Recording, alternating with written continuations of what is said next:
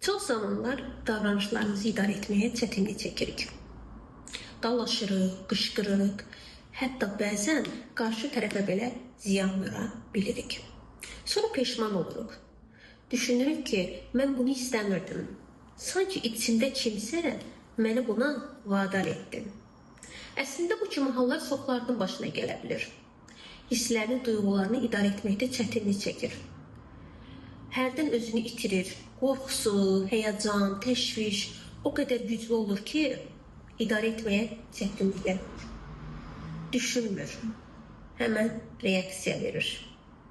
Sonra isə təəssüf, peşmançılıq hissi narahat edir onu. Çünki qarşı tərəfə vurduğu ziyanın bəzən bağışla deməyi kifayət etmir.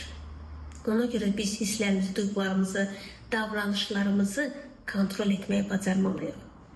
Bu zaman biz qarşı tərəfin nə dərəcədə incitdiyimizin fərqində olarıq.